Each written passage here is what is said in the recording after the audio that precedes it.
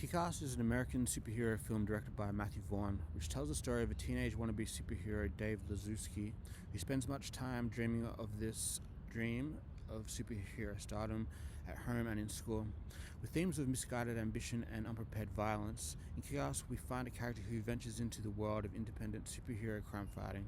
and finds there are other local superheroes just like him, including Big Daddy and his daughter Hit Girl. They have their own reasons for their superhero crime fighting also, which includes a common enemy of Frank D'Amico and his crew who have been terrorizing the city for some time now. Frank D'Amico also has a son, Red Mist, who becomes his own type of crime fighting superhero also. From going back and forth from a normal teenage life to one with his fellow superheroes, Kick-Ass with perseverance is able to achieve his dreams of an action superhero and finding a love interest on the way also. Looking into the family relationship of Hit Girl and Big Daddy, we see a father who went from being a police officer to spending time in jail after being framed as a drug dealer by local criminal boss Frank, while his daughter was born to her lonesome mother on the outside while he was away. Seeking a type of revenge, Big Daddy trains his daughter in armed tactics for battle with potential enemies and the use of various weapons. It appears that Hit Girl is too young to be involved in any of this and that Big Daddy has lost his mind entirely by getting her involved with it, as expressed by his former partner at the police force. Kick-Ass, on the contrary, similar to his hero Spider-Man, is a teenage boy who pines after a classmate at school and is motivated a lot by being able to impress his peers around him, from school friends to people of the city of New York. His wishes come true when, after an initial failed attempt of trying to save a car being stolen, while trying to save a missing cat he found out about on the net, he is hailed as a local hero when he runs to the aid of a man being beaten by a group of three men who chase him down outside a restaurant. This particular incident was captured and posted on the internet, which went viral. Over the course of the film, Kick-Ass goes from what is believed to be a hopeless nobody to someone who is saving the city from the various dangers of crime in society. He finds himself in various situations which he is bailed out on by Hit Girl and Big Daddy, who are mostly more prepared than him, though at some point he is able to be there for them in a way and at the right time. A theme which is constant in the film is the idea of someone being too young and naive to be getting into a life as a superhero, fighting crime for a living, for it can and does involve some level of violence and could be dangerous for an innocent person. Yet with the example of Kick-Ass, who refuses to give up on his dreams regardless of how many attempts he's failed,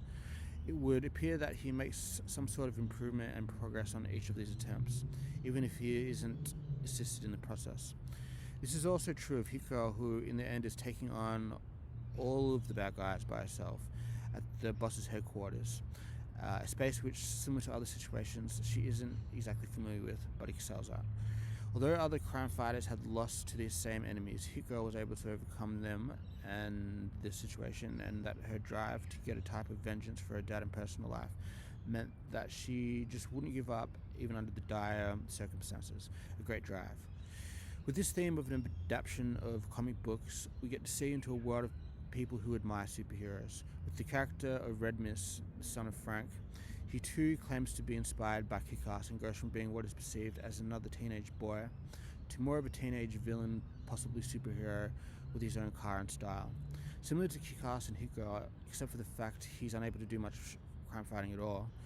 Red Mist, based on a lot of his father's insistence that he mostly stays out of trouble, finds his way into the media as a so-called superhero and is able to live out some sort of dream of being a big shot boss, similar to his dad.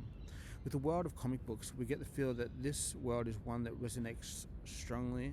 with kids in school and their feelings of living in a magical dream. With Kick-Ass's love interest Katie, she initially befriends him because she believes he is gay, which is a quality that she has likened to before, as is mentioned. Eventually it's revealed that he is in fact Kick-Ass all along,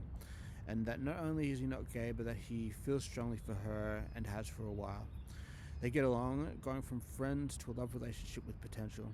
They are able to live out their momentary relationship together, both knowing that he is Kick-Ass, unbeknownst to mostly everyone else. Similar to how people often keep their dreams to themselves, this appears reflected in this way also. The enemies are often looking for Kick-Ass or Hit Girl, for example, but similar to a personal dream, the enemy is not always able to stop it or destroy it. And this is an ambition, dream, and drive that continues. In Kick-Ass, we see how the perceived real-life world and a world as a comic book superhero don't always seem to go as the ones we've read about or saw before. Unlike the superhero world where characters have magical powers, in this example we get to see what is seen as a normal type of person, young person, who is able to use their drive and passion to seek vengeance on enemies and come to the realization that after all this life of violence and wild behavior, a life of peace, normalcy, and happiness is where they finally find where they ought to be. I invite you to comment whether you agree or not, or if you have any different takes on this film or its various elements. Thanks for watching.